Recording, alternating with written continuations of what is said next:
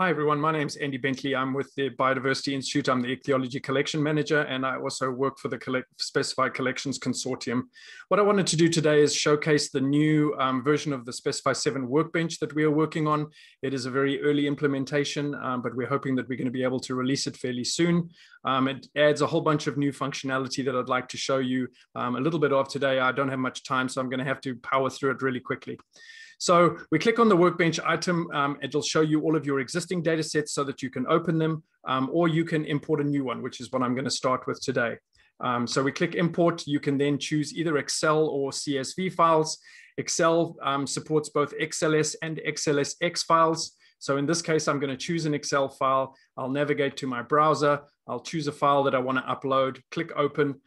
It'll give me a preview of the file so that I can have a look at it, make sure it's the correct file that I want to bring in, and then I can choose import.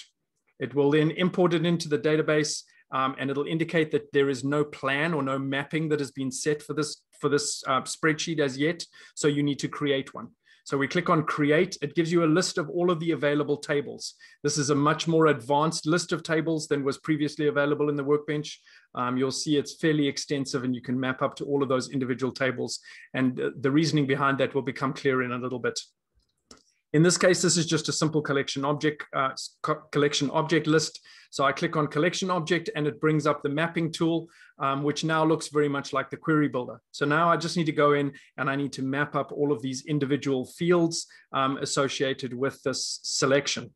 I can either use this mapping editor up at the top here to navigate all through the individual fields and then map them up by clicking on the map button. Or if I go down the bottom here, I will then be presented with a whole bunch of suggested mappings or hints that I can choose from to be able to map that way. You are also now presented with a whole bunch of hidden fields. So all of the hidden fields and tables that are not contained on your forms. So if you suddenly realize that you want to map something up to a hidden field, you can now do that by using these hidden fields. You can also create this mapping as a template so that you can reuse it again. So once you have all of these fields mapped up, you then save your mapping, and then the data set will then appear in the database as a data set so that you can have a look at all of the individual fields associated with that data set, and you can then validate that data set as well. So that's what this looks like. You'll see there's a validate button up at the top here. We validate the data set, and it highlights all of the cells in either red or purple based on whether they are incorrect or whether they're going to be newly created in the database. Red cells are bad cells that need to be fixed before you can upload the data into the database.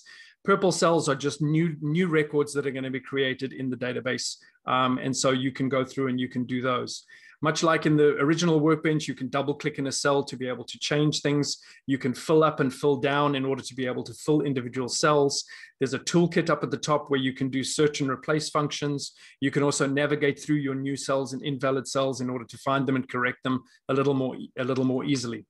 Once you have then made all of those changes, you again save the data set and then you can upload it into the database by clicking the upload button. When you click the upload button, it then uploads it into the database and you are presented with two more buttons up at the top here. The first one is to unupload it. If you figure out that you've made a mistake, you can then unupload it, change your mappings, change some data, do whatever you want to, and then upload it again. You can also then view all of these records in the associated tables that have been uploaded into the database, just to check all of the data and make sure that everything is correct. So here you can see a record. I can go through, I can look at all of these individual pieces of information and make sure that everything has been imported into the database correctly. So that extended list of tables now provides you with the opportunity to be able to do things like upload data to the many-to-one relationships that you have in the database. And I've got three examples here. The first one is citations. So if you have citations where your specimens have been noted in, you can now upload citations to individual collection objects by creating a plan where the collection object citation table is your base table. You're linking to collection object numbers or catalog numbers, and then you have all of your fields associated with your reference work in order to then be able to bring those in and attach those to the individual collection objects in your collection. The second example is GenBank sequences. If you have GenBank sequences that are created from tissues in your tissue collection, you can now go and you can import all of those GenBank sequences in a one-to-many relationship into the DNA sequence table by using the DNA sequence table as your base table. and linking it to collection objects, you can then bring in all of those GenBank sequences.